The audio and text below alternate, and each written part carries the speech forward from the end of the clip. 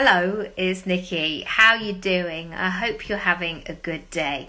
I wanted to share something with you today that I've been actively experimenting with, and you will know that I like to teach stuff and share stuff as they are happening live, and sometimes I need to learn the lesson, for a little while longer.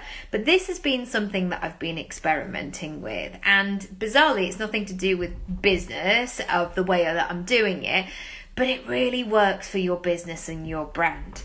Now, a couple of years ago, I really got into running again. So before I had my daughter, and then I had my daughter, and I was too busy lying on the bathroom floor, puking and not feeling very well. So I didn't run for a while. And then slowly but surely, now she's got older, I've managed to get back into it. And when I did that, I found it really difficult. I found it with both of my children, actually. I haven't been one of those people who've gone, gosh, I just feel amazing 2 days later after having 2 children. It's taken me a long time to feel like I've sort of pieced my body back together, as it were. My son was £9.10, my daughter was... But yeah, I definitely wasn't one of those people who was like, here we go, off we go. So that moment of trying to get closer again to me and having that time for myself, and all of those insecurities about, putting on lycra again and running in the street and, having people looking at you. I'm not kind of naive to think or arrogant enough to think that people are like, oh, wow, here she is again, Nikki running. But it took me a while to kind of find my flow.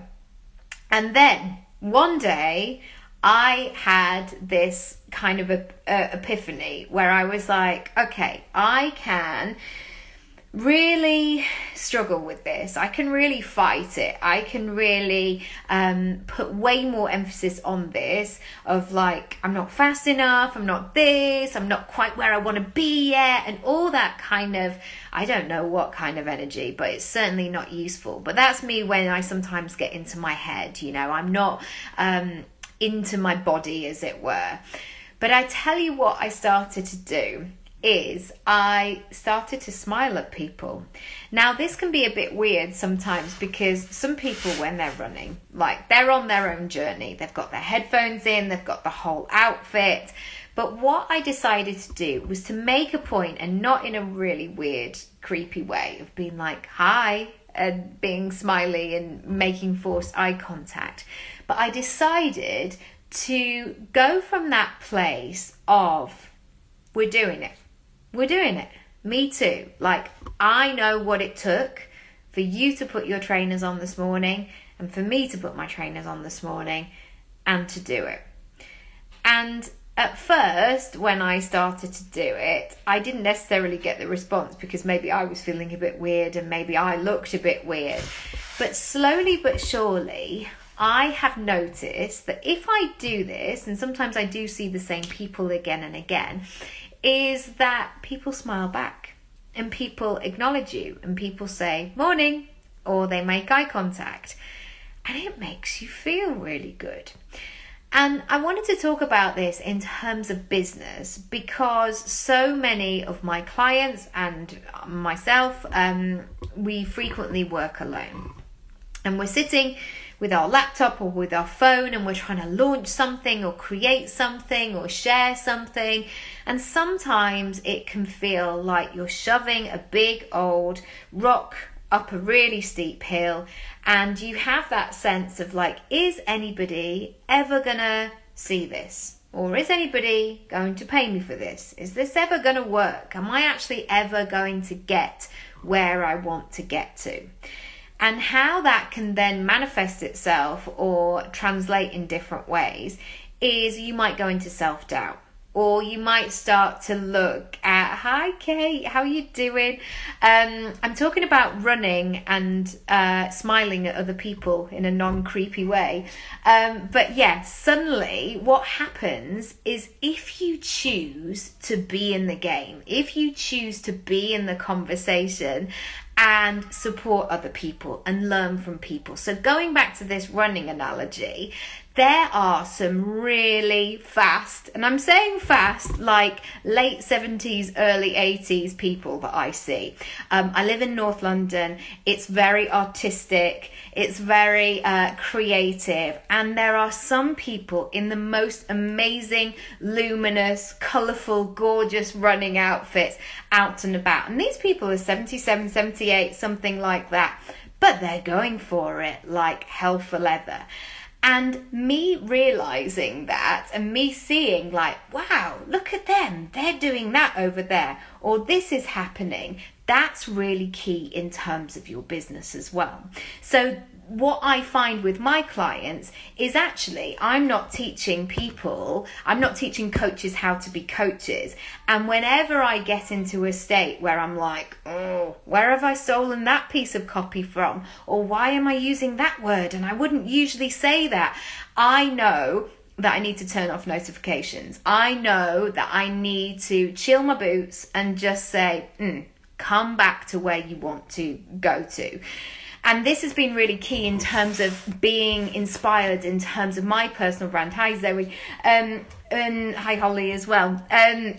It's been really important because actually the inspiration that I get is from all kinds of things. It could be from I sound like some kind of Matthew Williamson's moments, like that trip to Morocco I took. We haven't been anywhere, have we, ladies and gents? Nowhere. But sometimes it's like the labeling on one of my kids' snack bars where I'm like, oh, I love the way that they talk to their target market. Or sometimes it's seeing an advert on the TV and it will be like the same mum again going, come on children, come on. And like she's reluctantly pulling out a roast chicken from her oven. And you're like, that's not who I recognise. You know, we're looking for equality here. We're looking for that feminist situation. So sometimes there are things going on in our industry or the wider world where I'm like, that's not somebody I recognize. So what we're trying to do with our personal brands every time is just give yourself the permission to have a good look round and see what else is going on in the world. I think the temptation with something like Instagram sometimes is we go, well, this is what we're just seeing, and we're all kind of crammed together in this room and we can't see beyond that. And so the running analogy of making friends with people, smiling at people, giving people that encouragement of like, yeah, me too. Yeah, it's Monday.